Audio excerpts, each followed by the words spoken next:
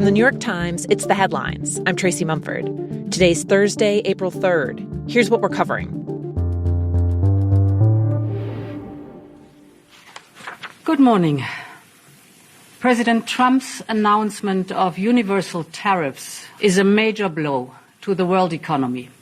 Across the globe this morning, there's shock, confusion, and vows of retaliation as world leaders respond to President Trump's dramatic new tariffs. Let's be clear-eyed about the immense consequences. The global economy will massively suffer. Uncertainty will spiral, and the tariffs will also hurt consumers around the world.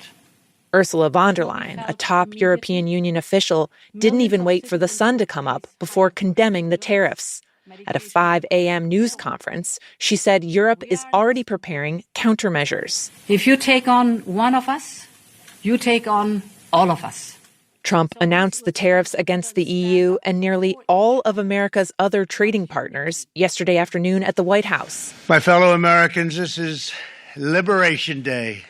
He framed the issue as a national emergency, claiming America is being taken advantage of. Foreign leaders have stolen our jobs, foreign cheaters have ransacked our factories, and foreign scavengers have torn apart our once beautiful American dream. The tariffs will take effect starting this weekend.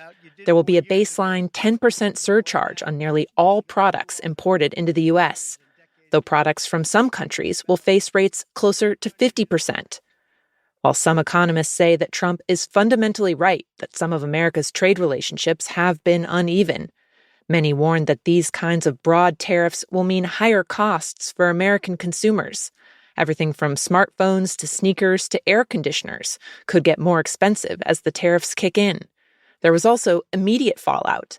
The value of the U.S. dollar slumped even as Trump was announcing his plan. And this morning, the stock markets in Europe and Asia have dropped sharply over fears about the disruption the tariffs will cause. It's like complete shock. Like the words that people have been using when I ask them are shell shock, madness. Everyone's just trying to get their hands around it. Like there's just like a ton of emergency meetings that are happening at the government and corporate level. My colleague Damian Cave covers global affairs for The Times. Trump is basically trying to redraw the map of the global economy, and he's pitching it as something that will basically bring the United States roaring back, and all the jobs and all the manufacturing will flow back into the United States. But it's just nowhere near that simple. What we know from the tariffs that Trump put in place in his first term, which hit China pretty hard and moved a lot of companies into other parts of Southeast Asia, is that jobs don't necessarily come back to the United States. In many cases, they just move elsewhere around the world where it's affordable and cheaper than it is actually to produce them in the United States, even with tariffs applied. So, this is a moment of extreme global disruption that will play out for many, many years in ways that are likely to be very unpredictable. For more on the tariffs, listen to today's episode of The Daily.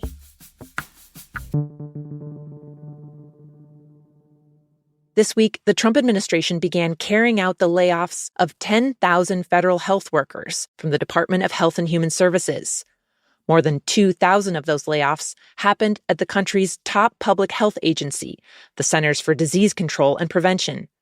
The CDC has been a target of many conservatives since the pandemic, when they criticized its response to COVID. But the cuts have gone beyond that, hitting across the entire agency and gutting whole offices dedicated to things like reproductive health or gun violence prevention. They've also hit scientists who are studying the health effects of smoking, lead poisoning, and sexually transmitted diseases, among many other issues. The experts that I've been talking to, some of whom actually led the CDC and were involved in, senior leadership roles, say that this is really a dismantling of the public health system. This isn't just a reorganizing. Apoorva Mandavilli covers public health for The Times.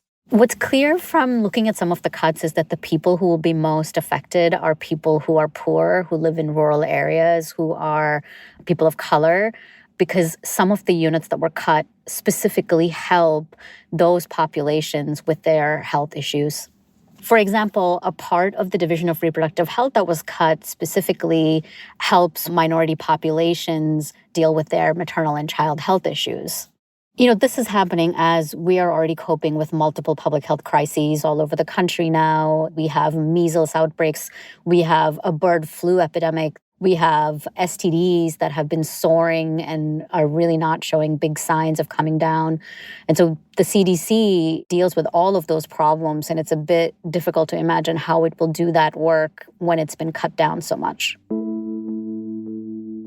The Times has learned that the Trump administration has also gutted the communications staff at multiple health agencies. Many of those employees made sure the public was aware of food and drug recalls, shared information about disease outbreaks, or helped explain complex scientific research in an accessible way. The head of HHS, Robert F. Kennedy Jr., said he's cutting back on bloated bureaucracy. But an FDA spokeswoman, who was laid off this week, told The Times it's the complete opposite of the radical transparency that Kennedy promised when he took the job, and that it's, quote, doing a disservice to the public.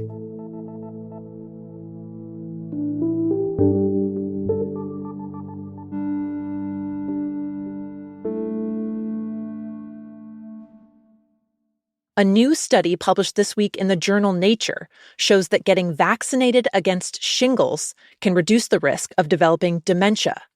The research adds to the growing body of evidence that preventing some viral infections may help stave off cognitive decline. Shingles is caused by the same virus that causes chickenpox when you're a kid. It can remain dormant in your nerve cells for years. But as people age and their immune systems weaken, the virus can reactivate and cause symptoms like painful blisters. The study suggests shingles may also have lasting effects on brain function. Researchers found that people who were vaccinated were 20% less likely to develop dementia over the next few years than people who were not vaccinated. The findings could be relevant for millions of people. In the U.S., about 1 in 3 adults gets shingles in their lifetime. About a third of eligible adults have received the vaccine.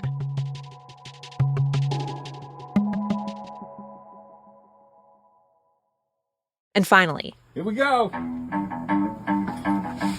A record shop owner in Canada had an old reel-to-reel tape sitting on his shelf for years, collecting dust, until he finally played it last month. And out of the speakers came the Beatles. Very young Beatles. The label on the cardboard box had said it was a Beatles demo tape, but the shop owner hadn't really believed it until he heard it. The tape had 15 songs on it, most of which were covers. It appears to be a rare recording from the Beatles' infamous audition for Decca Records back in 1962, when basically no one knew who they were yet. Ringo wasn't even in the band. The record label turned them down. The top executive supposedly told them, quote, guitar groups are on the way out. Bootleg copies of their audition have popped up over the years, and the Beatles themselves released a few of the songs back in the 90s. It's unclear exactly how the tape ended up at the shop. The owner said before he listened to it, he would have happily sold it for $20. Now he's a little more attached to it. The news of the resurfaced tape comes on the heels of another big Beatles development. Director Sam Mendes is going to start filming 4 movies on the band, one from each member's perspective, and he announced the casting this week. The biggest name, Paul Mescal, most recently of the Gladiator sequel, will play Paul McCartney. And you can see the rest of the actors at nytimes.com if you want to see how close they got trying to cast the Fab Four. Those are the headlines. I'm Tracy Mumford. We'll be back tomorrow.